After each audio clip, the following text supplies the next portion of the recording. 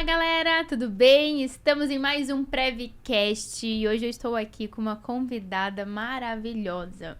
Conheci ela em alguns eventos da ABPP, Rogério Link me apresentou, falou super bem e depois disso eu fui mantendo contato, conversando, querendo entender um pouco mais sobre o mundo que ela atua, e aí a gente resolveu trazer ela aqui pro Prevcast também. Tô aqui com a Lilian Ciconello, ela é arquiteta, está trabalhando, trabalha na área da arquitetura há 30 anos, está fazendo um doutorado em Portugal na área de arquitetura, construção, com a parte de incêndio, e hoje ela vai contar aqui para nós um pouquinho sobre a trajetória dela e principalmente a gente vai debater sobre essa questão da arquitetura e a prevenção contra incêndio. Lilian, seja bem-vinda. Muito obrigada, Renata. Obrigada pelo convite. É um super prazer estar aqui.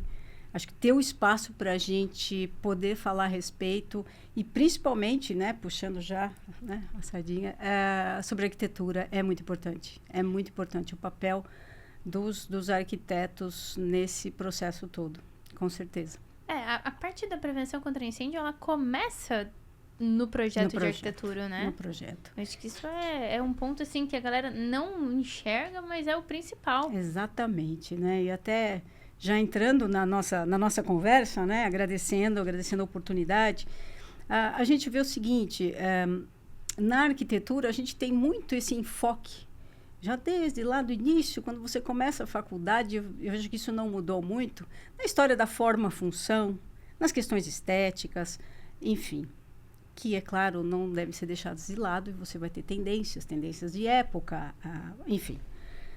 Porém, a questão segurança, ela não é nunca abordada. A gente percebe isso, mas é onde é que ela impacta, Porque talvez seja para o profissional uma visão até um pouco negativa, ou, mas isso me restringe.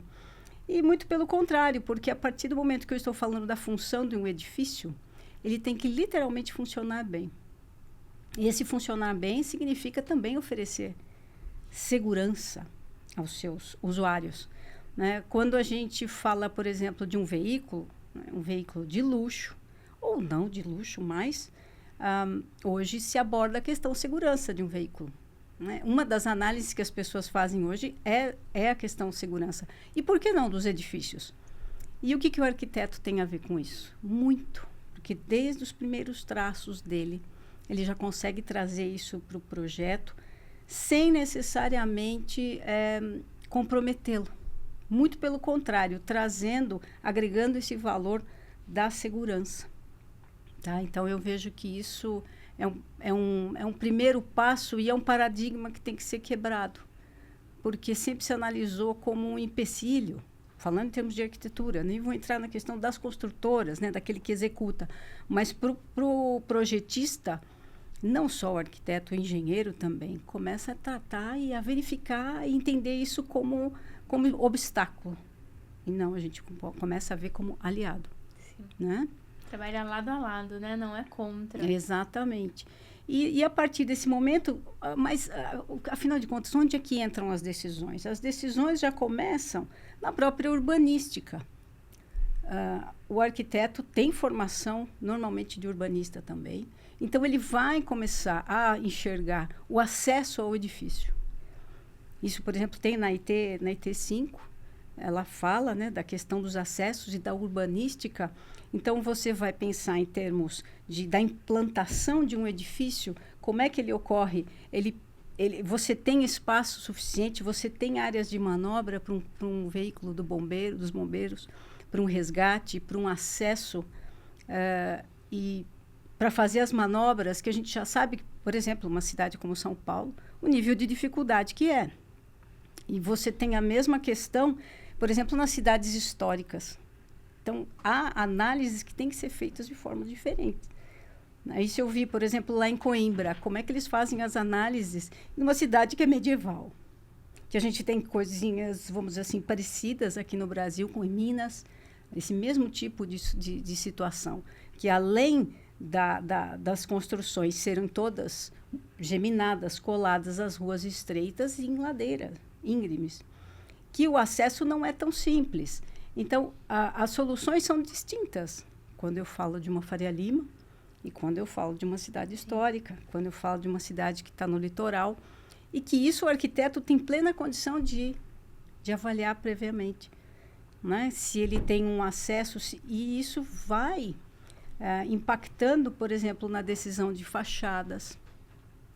Nós temos aqui fachadas em que, quando a gente fala de edifícios, aqui na Paulista mesmo, dos anos 80, que já são edifícios bastante altos, que não tem acesso pela fachada. Se o bombeiro tiver que fazer um resgate, que ele tem plena condição até uma determinada altura, né? Ou hoje você tem os drones, né, também, né? Quer dizer, a gente já começa a enxergar outras alternativas, e algumas fachadas elas são completamente fechadas em termos de solução, porque tem uma solução lá de arquitetura, que é bacana, tal, mas ela não tem como ser acessada.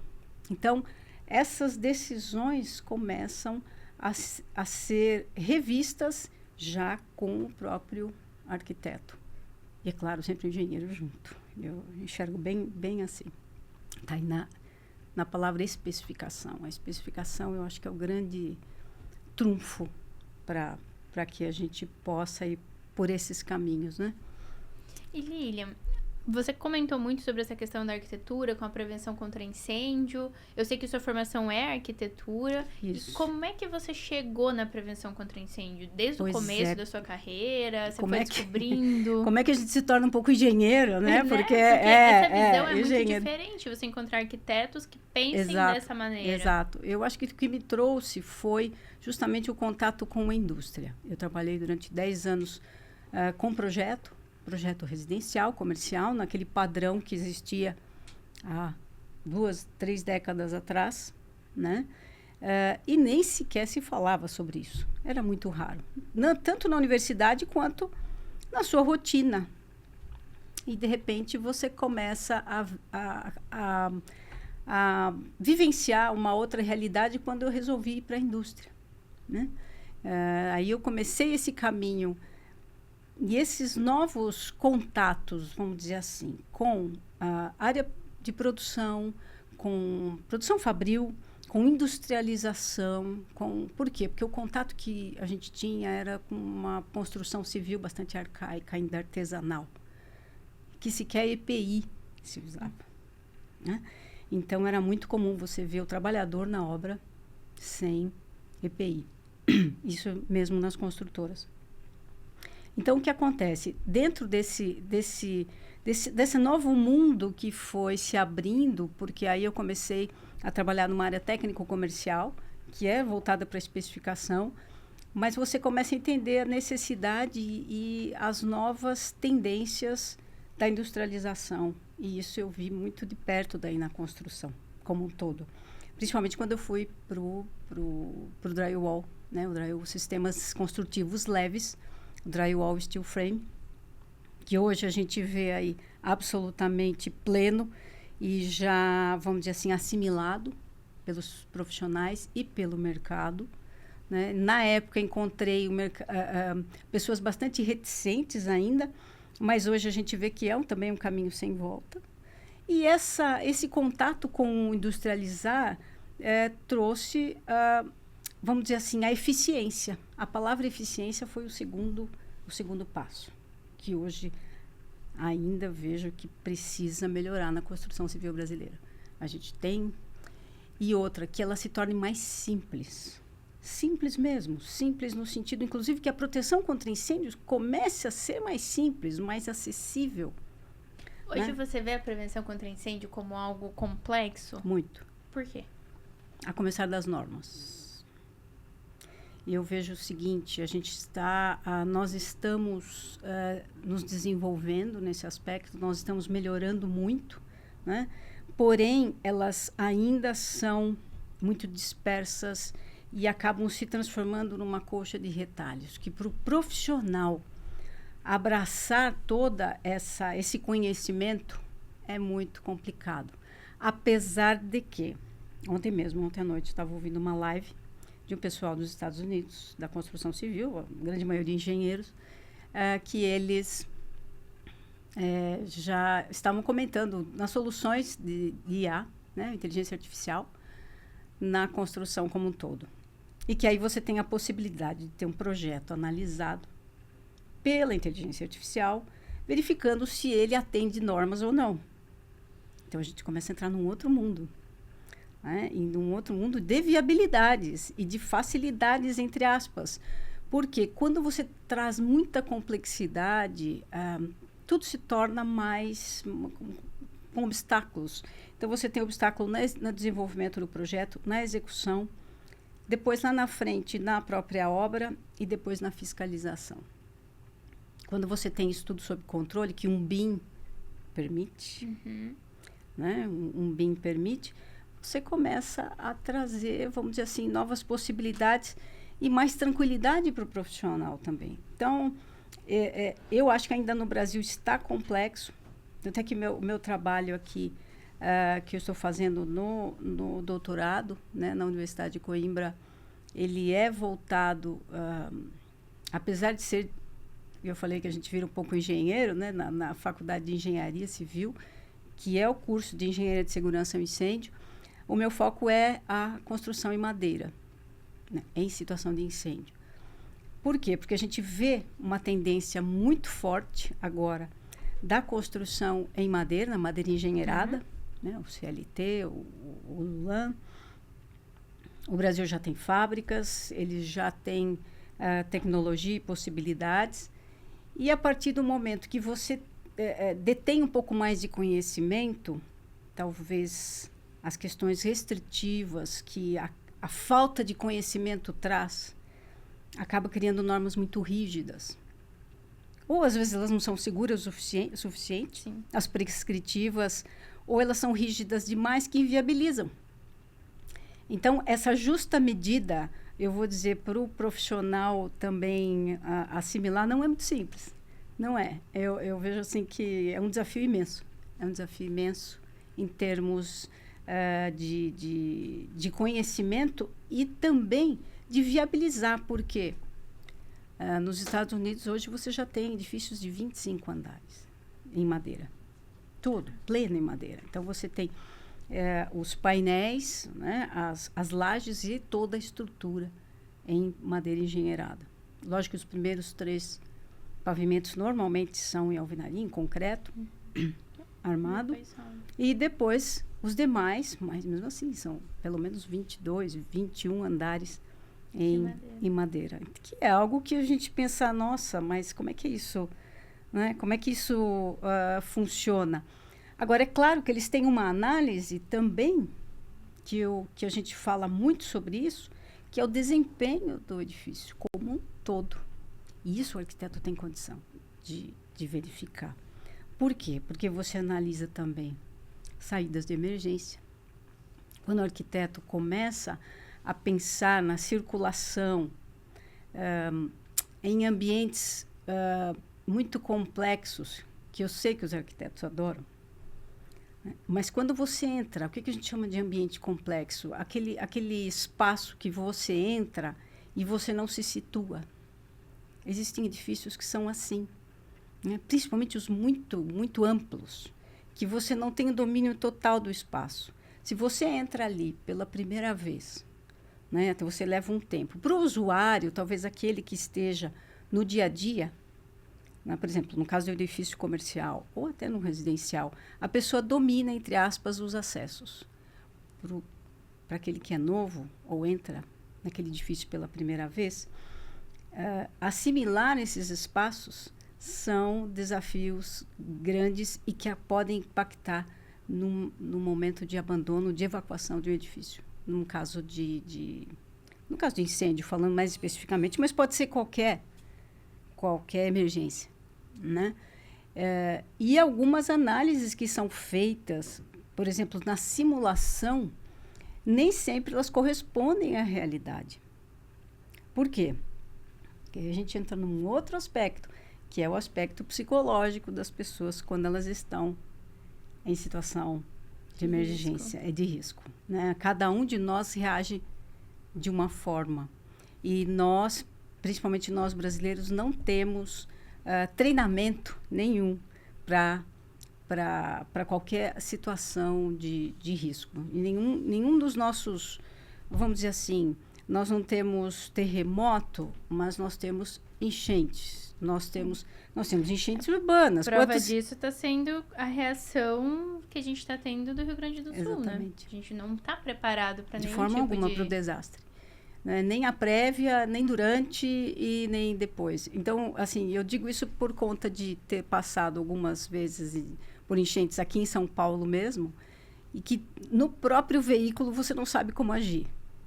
E quantas pessoas já se arriscaram e realmente já perderam a vida por se arriscar. E entram com seus carros, ou querem segurar o seu carro, ou elas se colocam em risco por falta de conhecimento. Então, a gente entra nessa questão também, e que o projeto, em algumas situações, pode ajudar. Eu dou um exemplo muito simples, num shopping center. Né? O shopping tem um apelo de comunicação muito forte, né? Tudo, de cores, de ambientes, de luz, enfim, que é, lógico, é o objetivo, né, das vitrines e tudo mais.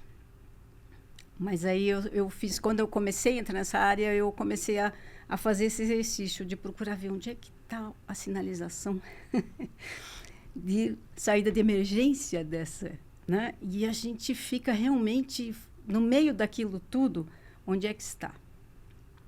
Então, a gente tem nós temos esses desafios que parecem simples, mas, no fundo, não são. Não são no sentido, assim, se formos mais bem preparados, é só para...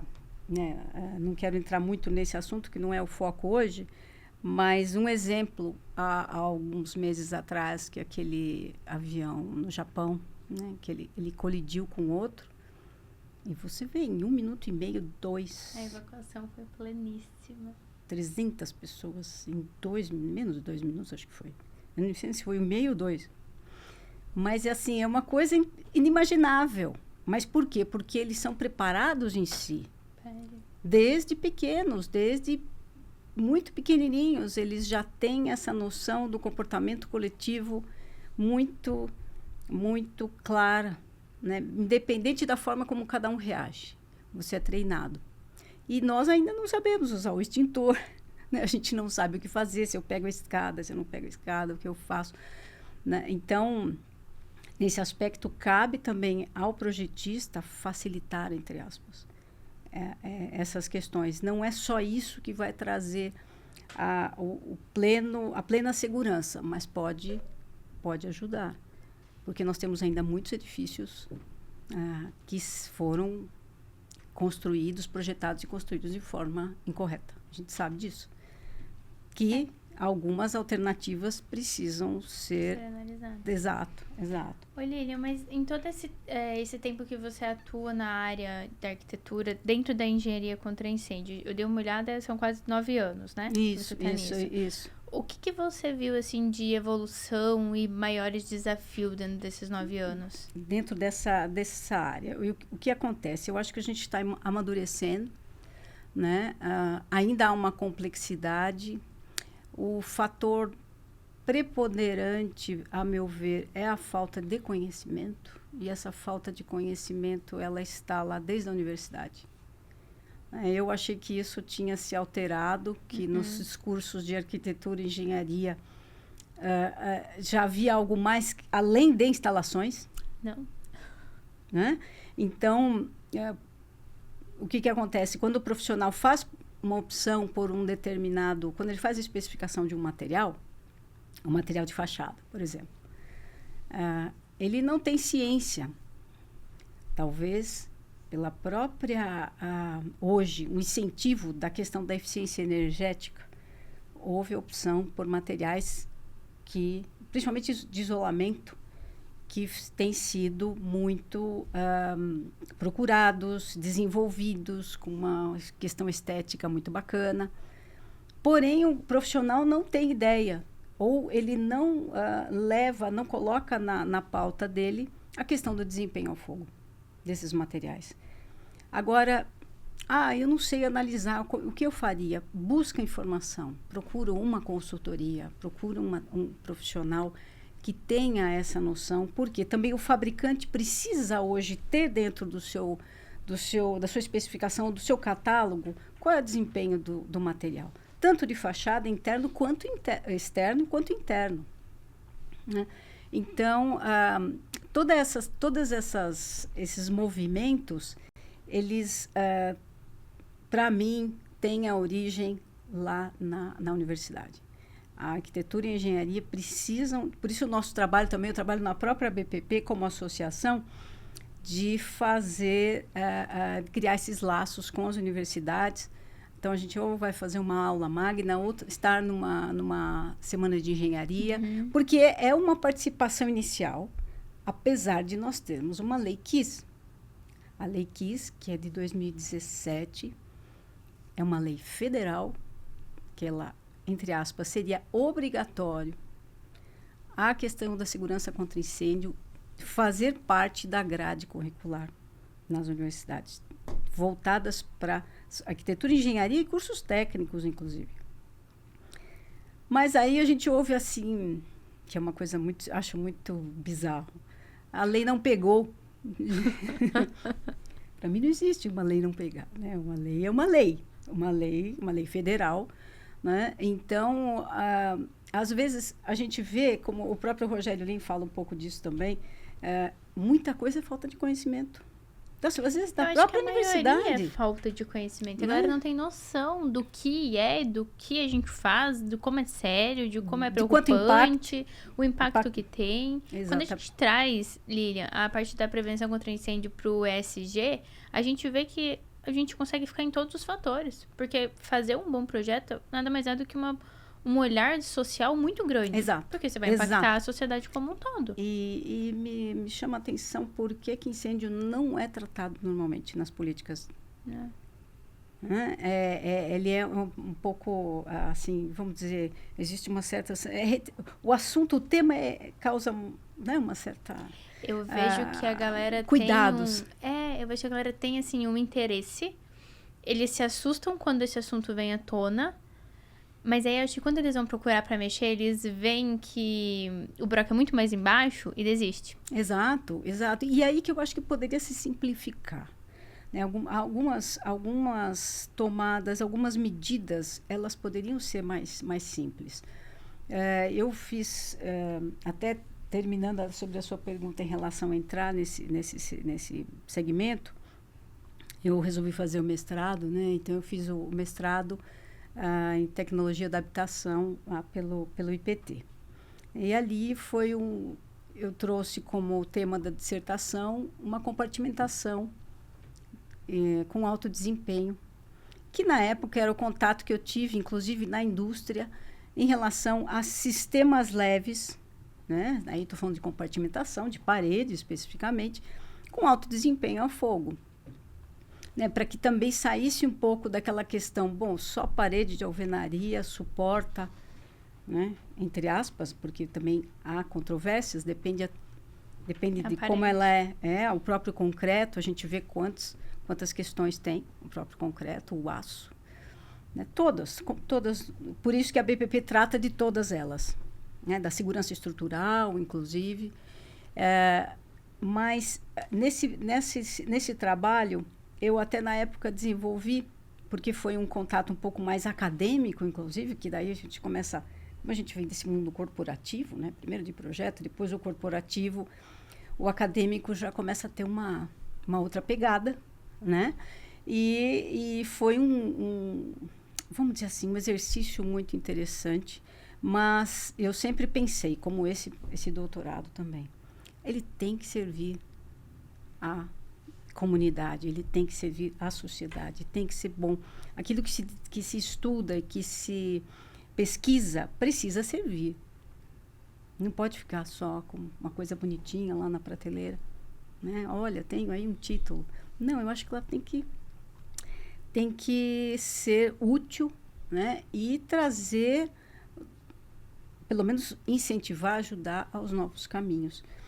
Então, quando eu fiz essa dissertação, eu não imaginava, mas hoje, até indo numa outra questão também que vai envolver os arquitetos, de novo, que são os veículos elétricos, né? quando os próprios bombeiros trouxeram agora esse documento técnico para comentar, para já a sociedade analisar as questões dos veículos elétricos, das garagens, das áreas de abastecimento, né, de carregamento, como é que isso vai funcionar, e eles trouxeram essa questão da compartimentação. Eu pensei comigo, tá aí, há uma oportunidade de ter sistemas leves de compartimentação de alto desempenho. Por quê? Porque você simplesmente é muito complexo. Você vai pensar em, se é que essa vai ser uma das soluções, né, no primeiro momento, e pensar isso em alvenaria. Como é que você põe paredes em subsolos que tem análise de carga e também de toda uma amarração que se cria? Não sou engenheira, mas o que eu falei, né, acaba... A gente vai virando um pouco. Não é? De tanto conviver com todos. Mas você começa a avaliar que podem existir sistemas construtivos também que possam auxiliar nesse aspecto de ter um desempenho maior ao fogo, falando especificamente de proteção passiva, né? Que eu estou assim, com uma ótica, principalmente na proteção passiva, porque a ativa, ela acaba sendo muito, vamos dizer assim, ela é muito trabalhada e divulgada em função até da necessidade dos AVCBs. Né? Mesmo ela assim, é mais visual, né? Eu consigo ver, encostar. E ela vem pós-obra, que nem sei até que ponto isso é positivo, mas quando eu falo em proteção passiva, quando eu falo também, até estava comentando com o pessoal da BSPK, quando eu falo em sprinkler também, eu preciso ter essa definição já lá atrás, no projeto, num anteprojeto. E eu acho que ferramentas como o BIM, como a inteligência artificial, podem facilitar muito agora esse imbróglio que acaba virando esse mundo de informações, que eu sei que, no caso do arquiteto, o arquiteto precisa saber um pouco de tudo, e é fato. Ele tem que ter essa noção, a noção espacial, a noção de função, a noção da circulação, do que o seu cliente também espera, né? E disso trazer o melhor. A partir do momento que ele coloca na mesa, coloca lá entre aspas, prancheta dele, a questão segurança também, ele só agrega um pouquinho mais, e isso vai se tornar, ao meu ver, algo natural, que hoje não é ainda. Ainda é poxa vida, esqueci, precisava pensar nisso. Precisava olhar na prevenção? Então, falando em termos principalmente da proteção passiva, que é o nosso foco, né? E hoje tem sido, mas o desenvolvimento em si, de materiais, de soluções, ele está amplo. A gente vê até pelos associados mesmo da BPP, que são empresas que são multinacionais, na grande maioria, que trazem cada uma no seu setor. Né? As tintas intumescentes, facilitando também tanto a vida do pessoal do aço, né? A própria sinalização, a gente vê aí um desenvolvimento, nós produzindo, eles nos ajudando a produzir guias, né, para que a gente possa distribuir isso. A gente quer fazer isso para portas corta-fogo, para qualquer pessoa ter esse acesso. Então, há um desenvolvimento, em termos de solução, muito grande. Voltando à questão das portas, a questão hoje de argamassas, da selagem. A selagem tem muitos sistemas, que inclusive vários não são trazidos para o Brasil ainda. Isso eu vi lá atrás, na própria Promate, a quantidade de soluções que existem é muito grande, já usadas lá, utilizadas, aplicadas lá fora. Então, a gente está num caminho, né, do amadurecimento que não há nem comparação com uma construção que a gente vai falar em termos de solução de 20 anos atrás. Né? Então, ainda bem, eu acho que a gente está num caminho bem, bem legal. E esse tipo de conversa aqui, esse tipo de possibilidade, não existia. Né? Isso é muito legal, é do seu trabalho, de abrir essas vamos dizer assim, essas frentes em vários setores em que cada profissional começa a estar se colocado e fala, poxa, eu gosto daquilo, eu curto aquela área, tal, mas e aí, como é que como é que isso tudo funciona, né? Enfim. Olhar para cada área, entendendo que um pouquinho em cada área a gente tem a prevenção contra incêndio, ela precisa participar, estar junto. E Sem ontem eu dúvida. estava conversando com o Manuel, da Metrotec, junto com o Luiz Fernando. Sim. E ele estava perguntando bem isso. Ele falou, Rê, mas o que você espera da prevenção nos próximos anos? E eu comentei justamente isso, Lilian. Que eu vejo que, assim, até agora, o nosso caminho, ele foi desafiador. Mas, daqui pra frente, eu tenho a impressão de que vai ser mais leve. Porque tem justamente isso. Tem muito conteúdo gratuito. Tem muito conteúdo disponível. YouTube, Instagram, em todos os lugares. Sem As dúvida. pessoas estão acessíveis. Democratizou, total. As empresas, elas começaram a ver que elas não podem mais dar jeitinho. Então, eles também estão começando a ficar conscientes. Você vê as indústrias se movimentando para trazer inovação. Perfeito. Então, acho que a gente tá num caminho muito legal. Um caminho que eu falei para o Manuel ontem. Eu falei, olha, eu vejo que em 2 anos a prevenção vai estar espalhada num nível de consciência como nunca visto no Brasil.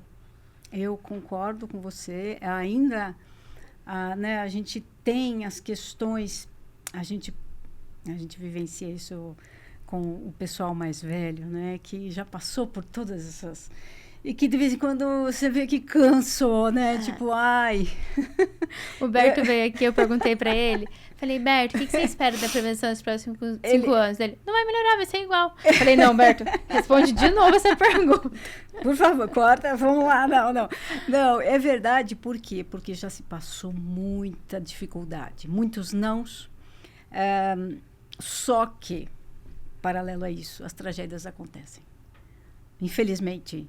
Então, seria bom que a gente não precisasse, estava pensando nisso ontem, quando eu estava ouvindo o pessoal falar sobre as novas tecnologias, sobre os drones, e, enfim, os mapeamentos, né? Não era específico sobre incêndio, mas era sobre a construção, que, gente, não tem mais desculpa de não saber, de não... E outra, não dá mais para aceitar a tragédia pela tragédia, e ponto.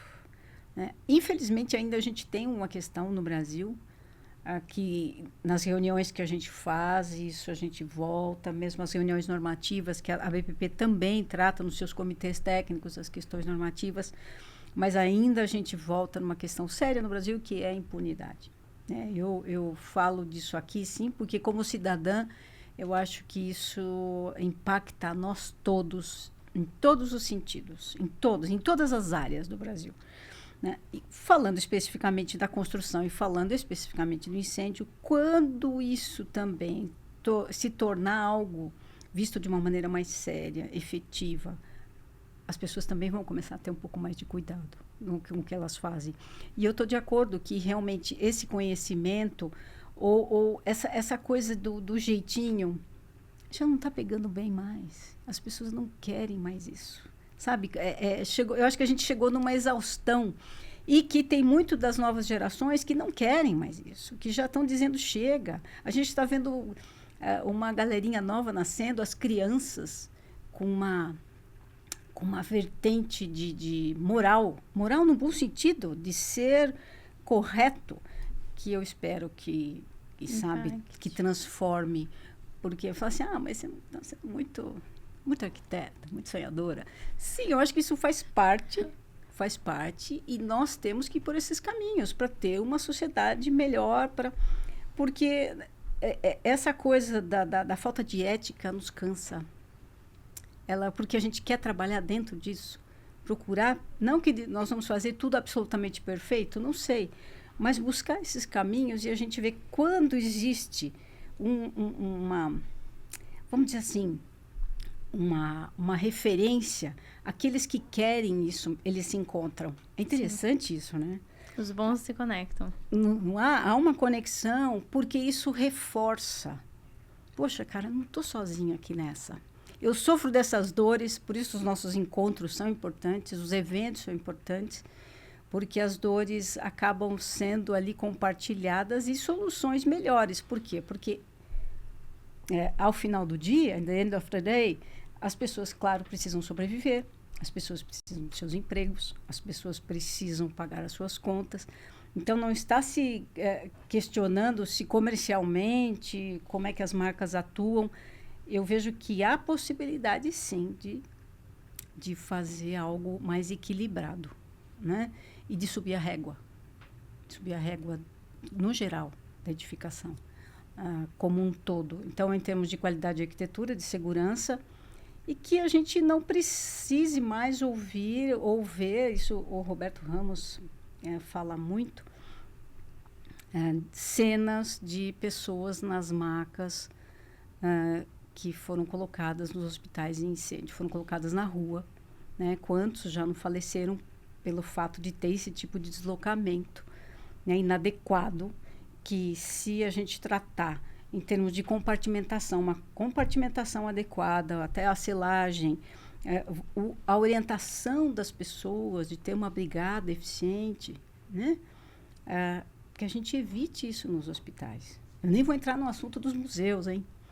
Os museus, mas falando em termos de pessoas, de segurança, quando a gente fala de hospitais, de escolas, enfim, de áreas onde você tem ou grandes aglomerados de usuários, em que você vai ter pessoas de todos os níveis, de todas as idades, com ou sem deficiência, com deficiências cognitivas, a gente começa a ver que o edifício, a edificação, a cidade, a gente não está falando muito de cidade inteligente, ela tem que ser para todos.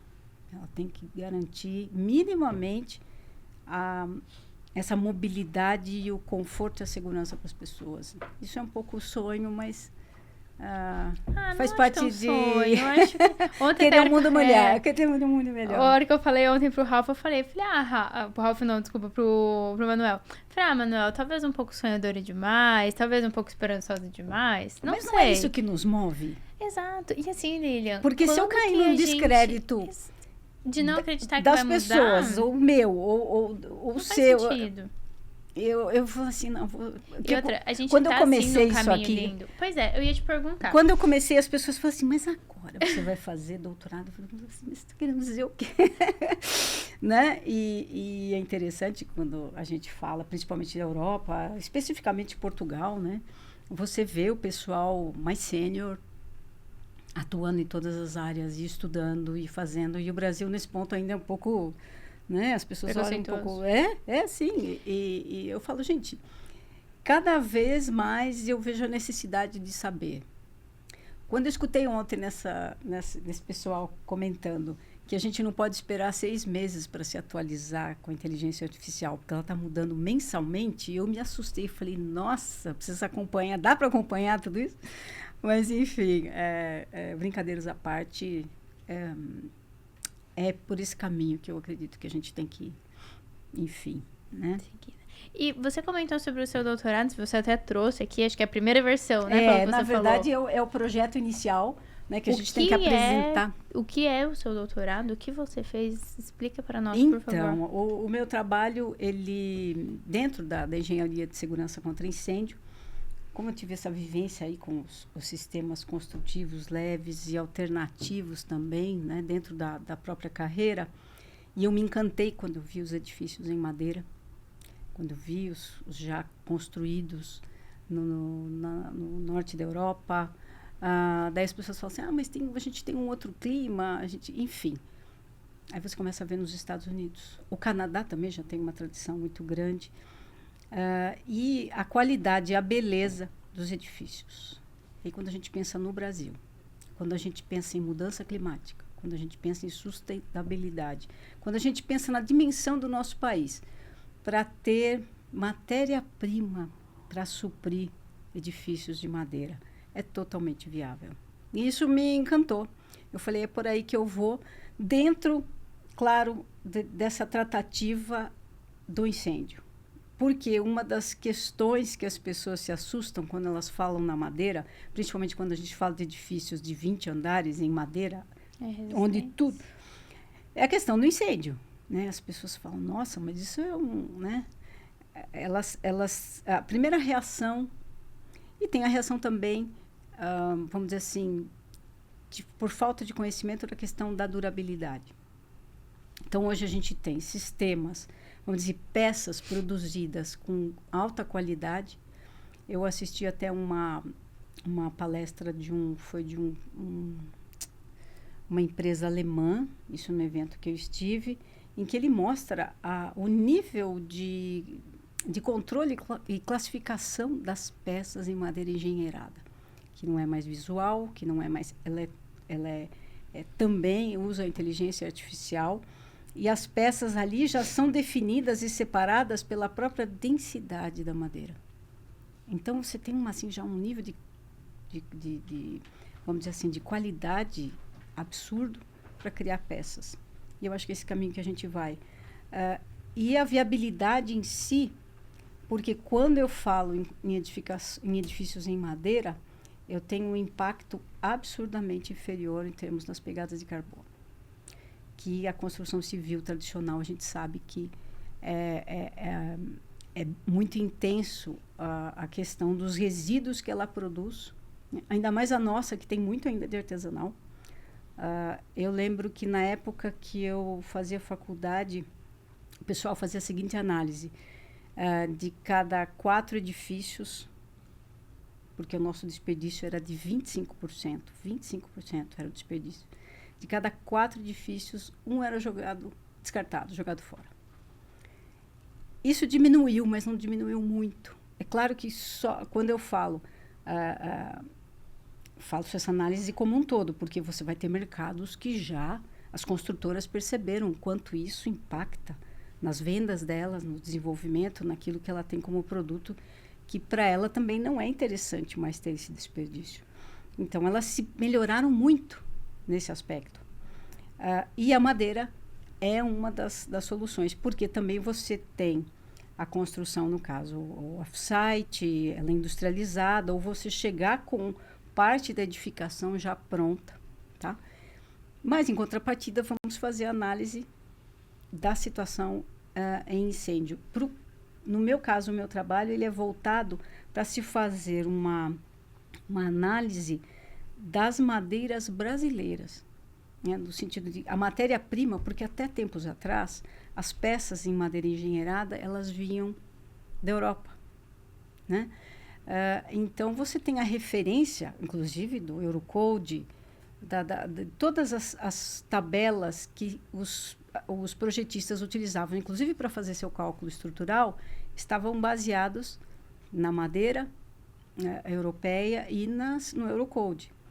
Então, a ideia já tivemos aqui a análise de alguns pesquisadores brasileiros, tem autores já que fizeram isso desde 2019, né, que esse é o meu dever de casa agora, inclusive de compilar tudo isso.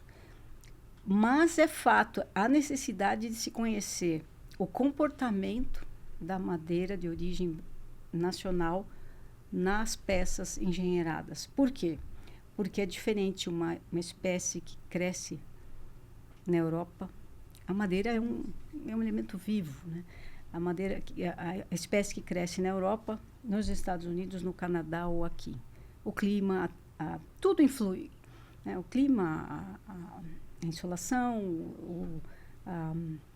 o solo, né? E o tempo de crescimento, normalmente das espécies aqui, é muito mais rápido.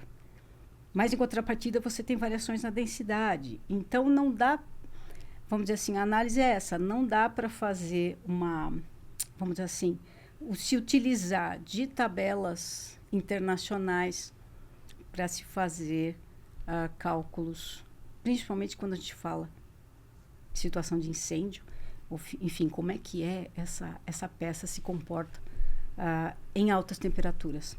Tá?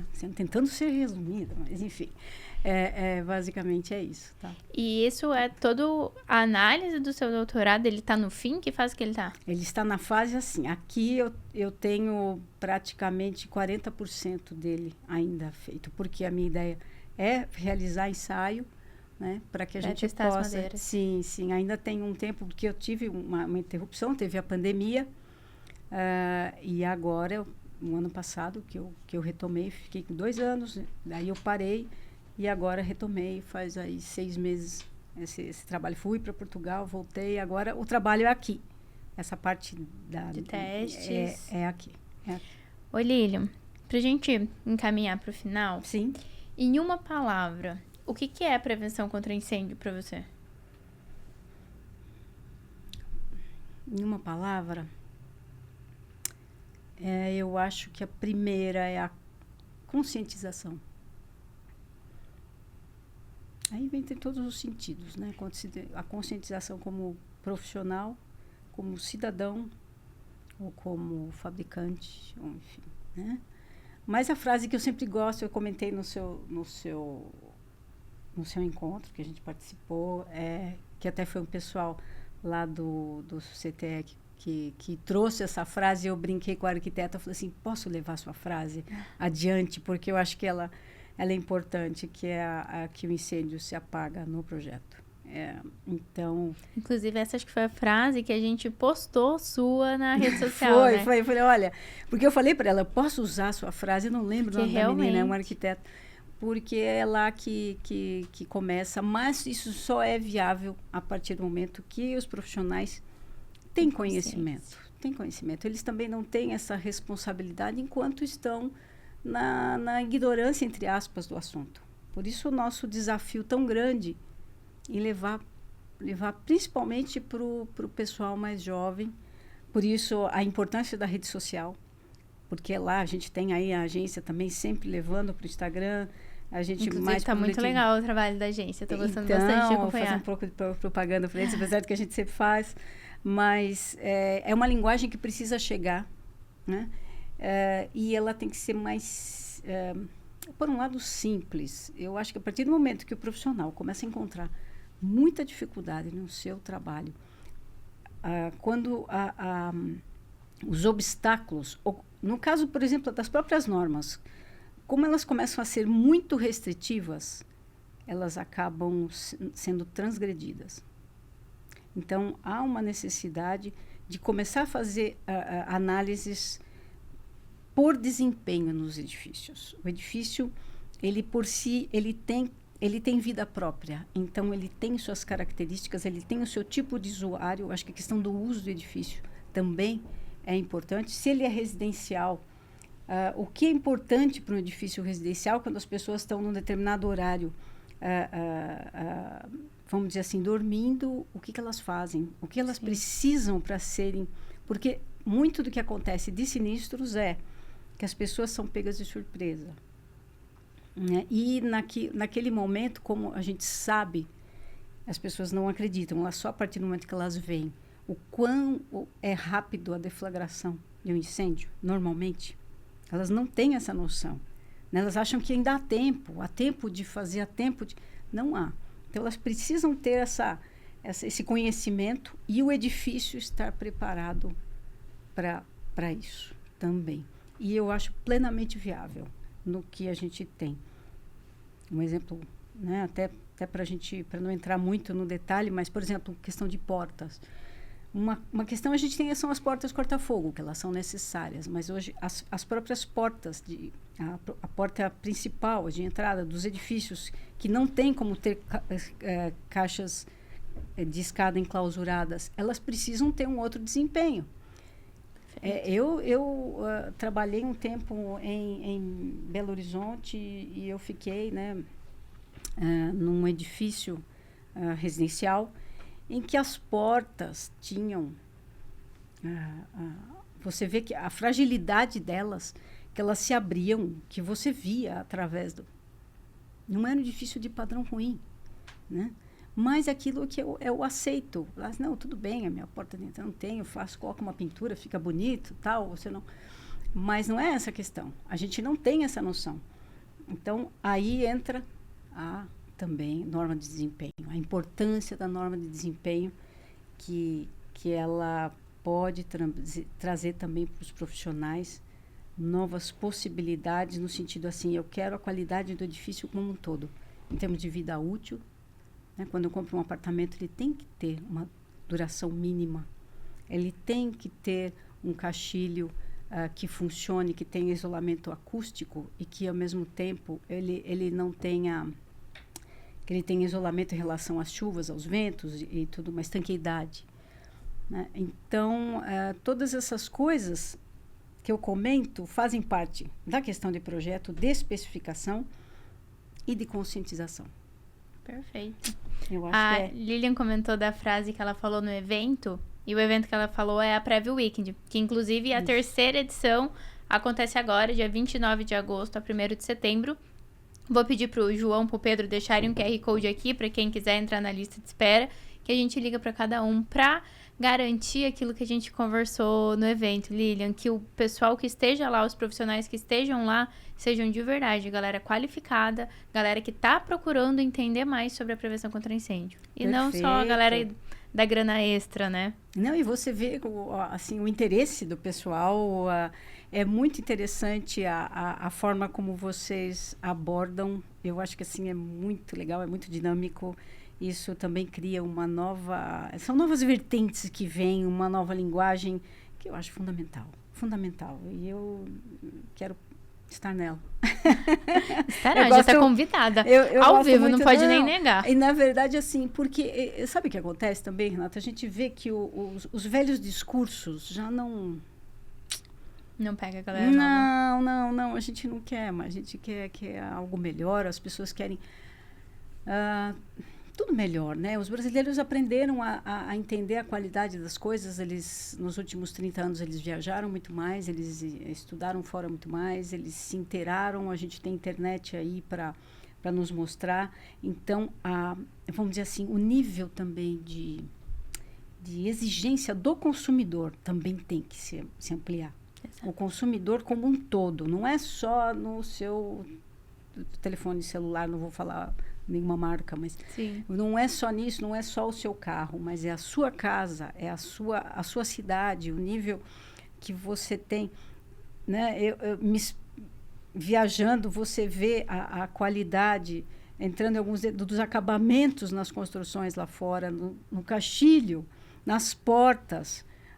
A gente, como profissional da área, não tem como não observar, né, da qualidade que já se atingiu e que nós temos que ir em busca desses meios. A gente tem hoje, eu enxergo muito isso, um Estado para reconstruir. Nós temos um Estado para reconstruir. Então, eu acho que vai ser um exercício excelente para a gente fazer coisas melhores. E falando até em termos de Rio Grande do Sul, a gente já vê neles uma qualidade muito grande. Quando a gente, né, quando você vai para a Serra Gaúcha, quando você vê o nível de cuidado que eles têm com as suas casas, com a sua fachada bonita, as flores nas janelas, a gente não pode perder isso. A gente tem que continuar com esse esmero, né, em todos os setores, né? E por isso que essa abrangência e a segurança também tem que estar junto, né? Ô Lilian, falando sobre conscientização, a Lilian trouxe aqui um presente pra gente, já vai ser usado. Por favor. No Prevcast. A gente citou aqui algumas vezes sobre a questão da ABPP. De maneira rápida, sucinta, você consegue explicar pra galera o que é ABPP? E sobre o ABPP Café? Porque eu acho que o ABPP Café é uma ótima maneira da galera ter conhecimento, ganhar consciência e tudo de maneira gratuita, né? Exato, e plenamente acessível. Super. Bom, a ABPP é uma associação, uma organização sem fins lucrativos, nasceu de três amigos praticamente, né, que viram a necessidade, né, justamente de compartilhar suas dores e trazer vamos dizer assim, para a mesa e outras empresas do setor que precisavam de uma representatividade, que é o setor da proteção passiva, que até então não se falava muito nisso, né? Então, aí entra a questão dos materiais, dos retardantes, da proteção das estruturas, e foram criados comitês técnicos na associação, né? Ela começou com um número de 25 associados. Hoje ela tem uma gama bastante grande, a gente está chegando aí praticamente nos 60 associados efetivos, né? Mas ela é uma associação jovem, ainda enxuta, né? Somos poucos, mas que houve um desenvolvimento muito grande pelo próprio interesse dos associados. Você agora, nossa associada, aí também está vendo, a gente está nessa interação que é muito legal, mas a gente tem empresas de todos os tamanhos, tem projetistas, tem gente na área da universidade, enfim, junto. E o que acontece? Dentro dessa organização, a ideia é, primeira, né, justamente contribuir com a sociedade, trazer para o conhecimento a adoção das melhores práticas na proteção contra incêndio, o conhecimento em si, né, e a participação normativa, né, em relação às normas. Então, dentro dos comitês técnicos, a gente discute norma, discute questões éticas, que o mercado é bastante ainda complicado em relação a isso, né? Há infelizmente, ainda ele é bastante, enfim, desafiador para isso. E quando a gente, foi até o Roberto Ramos que idealizou o café, né, no primeiro momento, falou assim, como será que a gente faria e tudo mais? Não, vamos fazer algo com uma comunicação direta, rápida e eficiente. Então, qual que é a ideia? A gente convida especialistas, né, traz para o estúdio. Esses especialistas podem ser de dentro da associação ou não, pessoas que são do setor, que têm uma representatividade, e ali se trata de um assunto técnico. A tratativa é rápida, né, porque ela não tem ideia de ser absolutamente aprofundada, mas de 20 a 30 minutos. E tem que durar no máximo 1 hora. E dentro dessa 1 hora, o café faz a apresentação desse tema e a abertura para discussão. Então, na plataforma YouTube, a gente começa a ter interação com as pessoas. Ali entram as perguntas, observações, o que o pessoal queira interagir. E isso tem criado, vamos dizer assim, um link, né, muito grande entre profissionais, o pessoal da própria associação, e aquele cara que, de repente, fala, poxa, mas eu ainda sou novo, eu não sei muito. Como também nós temos um público já bastante especializado, que está sempre ali com a gente, né, e que contribui. Então, a ideia é justamente uma linguagem mais acessível, democratizada, até pelo fato de que você pode assistir de qualquer lugar do mundo, né? Tá lá ao vivo na plataforma. Pode assistir depois, né? Pode assistir ao gravado. Vivo, pode assistir depois. E o que acontece? Se você for na nossa página, você vai ver vários temas, né? Então, ali a gente tratou desde os comitês técnicos, então, saída de emergência, a gente falou em proteção estrutural, a gente falou em compartimentação, em selagem. Nós falamos nos veículos elétricos, que foi o último. Nós falamos das saídas de emergência, que teve uma audiência praticamente recorde, porque é um tema muito ainda polêmico, né, por causa das normas, das mudanças e tudo mais. E feras ali que discutem, né? Então, ainda bem que nós temos aí sempre essa receptividade e a ajuda deles para com a participação mesmo, a disponibilidade de estar ali, fazer uma apresentação, se preparar. Então, é uma oportunidade que as pessoas têm de uma forma gratuita, fácil, entre aspas, fácil porque os assuntos nem sempre são fáceis, né? Mas é muito... E tem sido um sucesso. Tem sido um sucesso. O café tem sido um sucesso e a gente espera continuar o formato enquanto ele for tiver essa receptividade, né, que é um pouco mais dinâmica, apesar de que nós temos os eventos, os eventos estão acontecendo. Nós tivemos os 2 cursos agora, né, de proteção passiva e selagem. Selagem foi o primeiro, né? A primeira edição. Fizemos uma parte prática que você viu lá, né, no forno de PT, uma coisa muito legal. Os mock-ups para o pessoal, mão na massa, hands-on. Então, agora, é claro que é um início, sim, mas não deixa de ser a forma de transmitir conhecimento para o pessoal. Nós queríamos estar... conscientização, né, do que a gente está falando tanto. Nós queríamos estar em outras regiões também, né? Até nós tínhamos um seminário que era regional, né? A cada 2 meses em um estado brasileiro. Não sei se retorna, porque pós-Covid isso ficou mais difícil. Complexo. Né? Mas, então, continuamos no online. E agora esse que foi presencial foi sucesso também. Sim. A gente vai deixar aqui o QR Code com o link do Instagram da BPP, do site, para vocês darem uma olhada também.